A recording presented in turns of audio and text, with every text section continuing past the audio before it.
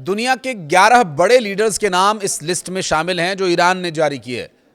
यानी अमेरिका की तरफ से जो तमाम शांति समझौतों की गोलियां दी जा रही थी, उससे ईरान आज जा चुका है और अब वो अपने ही तरीके से इससे निपटने की तैयारी में है। बकौल ईरान, उसके निशाने पर वो नेता हैं जिन्होंने न सिर्फ शांति समझौतों के लिए अवरोध पैदा किया, बल्कि इस युद्ध की आग में घी डालने का भी काम किया। कौन है वो दुनिया के बड़े नेता जो ईरान की नजर में चढ़े हुए हैं, जिनके खिलाफ ईरान का प्लान तैयार है? बात करेंगे, बताएंगे कि ईरान पर अमेरिका के हालिया हमलों के बाद खाड़ी देशों में किस बात का खौफ है। क्या एक बार फिर खाड़ी देशों में वही डर का माहौल दिखाई देगा जो युद्ध की शुरुआत में था? तेल गैस की आपूर्ति में बाधा, दुनिया भर में यह संकट क्या एक बार फिर से बढ़ने वाला है? क्या हालात फिर वही बनने वाले हैं? बात करेंगे इस पर भी।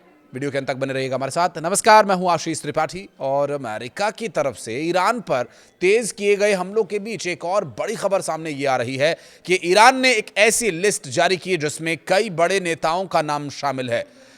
ईरान के पूर्व supreme leader Ayatollah Ali Khamenei साहब की मौत का बदला लेने का ईरान अब ऐलान कर चुका है। ईरान ने दुनिया के बड़े नेताओं की एक सूची जारी की है जिसमें पहले नंबर पर अमेरिकी राष्ट्रपति डोनाल्ड ट्रंप हैं और इस लिस्ट में इजरायल के प्रधानमंत्री बेंजामिन नेतन्याहू के अलावा इटली की प्रधानमंत्री जॉर्जिया मेलोनी भी हैं। ईरान के एक सरकारी अखबार हमशहरी ने अपने फ्रंट पेज पर दुनिया के 11 सबसे बड़े और ताकतवर नेताओं की एक सूची जारी कर छपवाकर पूरी दुनिया में हड़कंप मचा दिया। अखबार ने इस लिस्ट को बहुत ही आक्रामक अंदाज में पेश किया। उसने अमेरिका के राष्ट्रपति डोनाल्ड ट्रंप और इजरायल के प्रधानमंत्री बेंजामिन नेतन्याहू समेत दुनिया के शीर्ष नेताओं की तस्वीरों को कैदी की पोशाक में दिखाया है, जैसे वो ईरान के कैदी हों। अखबार के पहले सफे पर बड़े और साफ अक्षरों में खुला अल्टीमेटम दिया गया है, बदला लिया जाएगा। और इस लिस्ट में डोनाल्ड ट्रंप और नेतन्याहू के अलावा ब्रिटेन के प्रधानमंत्री कीर स्टारमर, अमेरिका के विदेश मंत्री मार्को रूबियो, रक्षा मंत्री पीट हेग्सेथ, फ्रांस के प्रेसिडेंट इमैनुअल मैक्रों, इटली की प्रधानमंत्री जॉर्जिया मेलोनी और जर्मनी के चांसलर फ्रेडरिक मर्ज का भी तस्वीर को साझा किया गया, नाम को शामिल किया गया। ईरान के सरकारी अखबार ने Israel, America, Britain, France, Germany, Italy के इन सभी बड़े नेताओं को सीधे तौर पर सर्वोच्च नेता अयतुल्लाह अली खामेनी साहब की मौत का जिम्मेदार ठहराया है। इस लिस्ट के सामने आने के बाद से अंतर्राष्ट्रीय राजनीति में भी तनाव बहुत बढ़ गया है। सुरक्षा एजेंसीज अलर्ट पर हैं। ईरान ने यूरोपीय देशों पर आरोप लगाया कि जंग के दौरान उन पर, उनके इलाकों पर हुए हमले की निंदा करने में वे नाकाम रहे। अमेरिकी सैन्य विमानों को अपने हवाई क्षेत्र में उतरने और गुजरने की इजाजत देकर हमलों को बढ़ावा दिया। युद्ध शुरू होने के बाद से मुज्तबा अली खामेनी साहब को सार्वजनिक रूप से देखा नहीं गया, लेकिन खबरों के मुताबिक जिस हमलों में उनके पिता मारे गए थे वे भी घायल हुए थे। अमेरिका की ओर से हुए ताज़ा हमलों के बाद ईरान के विदेश मंत्रालय ने सोमवार को चेतावनी जारी की कि ईरान के सरकारी मीडिया में जारी बयानों में विदेश मंत्रालय ने कहा कि युद्ध विराम समझौते पर हस्ताक्षर हुए अभी केवल 25 ही दिन हुए हैं, लेकिन अमेरिका ने खुले तौर पर समझौते के लगभग सभी प्रावधानों का उल्लंघन किया है। विदेश मंत्रालय का दावा यह है कि अमेरिकी हमलों में ईरान के परिवहन नेटवर्क, मछली पकड़ने वाली नौकाओं, मालवाहक जहाज़ों, मौसम विभाग की इमारतों और अन्य सरकारी सुविधाओं को निशाना बनाया गया। मंत्रालय ने इसे गंभीर युद्ध अपराध के दायरे में रखा है। विदेश मंत्रालय ने आगे कहा कि पड़ोसी देशों की जिम्मेदारी है कि वे अंतर्राष्ट्रीय कानूनों के तहत किसी भी हमलावर देश को अपनी जमीन या सैन्य ठिकानों का इस्तेमाल करने की अनुमति न दें। ईरान ने कहा कि उसके खिलाफ हमलों में शामिल या मदद करने वाली हर जगह को उसकी सेना जवाबी कार्रवाई में निशाना बनाएगी। इसके बाद एक बार फिर स्ट्रेट ऑफ हॉर्मुज चोक कर दिया गया।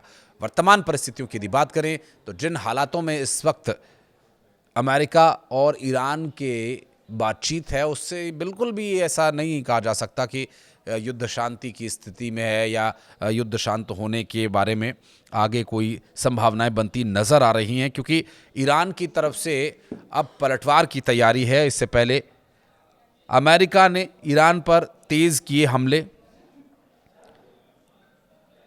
और इन हमलों में केशम द्वीप, बंदर अब्बास जैसे आइलैंड्स निशाने पर रहे हैं। और चूंकि स्ट्रेट ऑफ होर्मुज एक बहुत बड़ा कारण रहा है अमेरिका की तरफ से बार बार हमलों की पुनरावृत्ति करने के पीछे, ऐसा अमेरिका का दावा रहता है कि वो चाहते हैं कि ईरान स्ट्रेट ऑफ होर्मुज से अपना दावा छोड़ दे, वहाँ पर किसी तरह की उसकी दखलंदाजी नहीं होनी चाहिए। आखिर क्यों ना हो, ईरान के पास स्ट्रेट ऑफ होर्मुज जैसी नस है तो वो तो दबाएगा ही।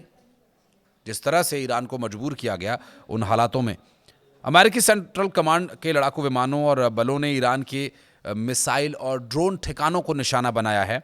डिटेल्स की बात करें तो नौसैनिक क्षमताओं और रडार केंद्रों सहित लगभग 140 से ज़्यादा ठिकानों को निशाना बनाया गया है। और अमेरिका की बमबारी के बाद ईरान ने भी ये दावा कर दिया है कि उसने जवाबी हमले में कुवैत और बहरीन में अमेरिकी ठिकानों और रडार साइट्स को निशाना बनाया है। दरअसल इस वक्त खाड़ी देश संकट में हैं, क्योंकि वो सीधा ईरान के निशाने पर है। और जो सूची जारी की गई है, खाड़ी देशों का कोई नेता इसमें शामिल नहीं है, लेकिन ये तो वो टॉप वाली सूची है। इसके अलावा जो और सहयोगी हैं, जो माने मनाए के रिश्तेदार हैं अमेरिका के तथाकथित व्यापारिक रूप से, उनको अब समस्या का सामना करना पड़ेगा, जिसमें खाड़ी देशों के बहुत सारे देश लिस्ट में हैं। क्योंकि अब ईरान का जो जवाबी हमला होगा वो अमेरिका के सैन्य ठिकानों, वहाँ जहाँ पर उनके जहाज़ उतरते हैं, जहाँ से रिफ्यूलिंग करते हैं, जहाँ से टेक ऑफ करते हैं, उन सभी जगहों को ईरान ने अब अपने टारगेट पर ले लिया है। और जानकारी ये मिल रही है कि जून में हुए युद्ध विराम समझौते के बावजूद हालिया घटनाओं के बाद अमेरिकी राष्ट्रपति डोनाल्ड ट्रंप ने समझौते को टूटा हुआ करार दिया है। तो समझौता जब टूट ही गया है, आप हमला कर ही रहे हो, तो फिर ठीक है, जवाबी कार्रवाई करने में ईरान को इस समय कोई समस्या नहीं है। और जवाबी कार्रवाई की बहुत जल्द गल्फ कंट्रीज़ में देखने को इसका असर भी मिलेगा। और इस वक्त स्ट्रेट ऑफ होर्मुज तो देखिए बंद पड़ा है, लगभग चोक कर दिया गया ईरान की तरफ से। लेकिन जिस तरह से ईरान पर हमला किया गया एक बार फिर अमेरिका के द्वारा, ऐसे समय में अमेरिका के प्रेसिडेंट डोनाल्ड ट्रंप बार बार युद्ध विराम समाप्त हो चुका है, टूट चुका है, इस तरह के शब्दों की शब्दावली इस्तेमाल कर रहे हैं। और धमाकों के कुछ देर बाद ही कतर में मिसाइली हमलों की चेतावनी जारी की गई थी ईरान की तरफ से। बहरीन में भी मिसाइली हमलों को लेकर के सायरन बजे। और बहरीन में अमेरिकी नौसेना के 5वें बड़े मुख्यालय की बात करें तो तत्काल अभी स्पष्ट नहीं हो पाया संयुक्त अरब अमीरात में किन स्थानों को निशाना बनाया गया। लेकिन ईरान के हालिया हमलों के दौर में अब तक हालांकि उसे निशाना नहीं बनाया गया, लेकिन कब बना दिया जाए ये भी कहा नहीं जा सकता। तो ऐसे हालात में एक बार फिर अमेरिका ईरान का युद्ध पहुंच चुका है जहां से कुछ भी हो सकता है। कुछ कहना चाहें तो कमेंट सेक्शन में बताइएगा। वीडियो को यहां तक देखने के लिए बहुत बहुत धन्यवाद।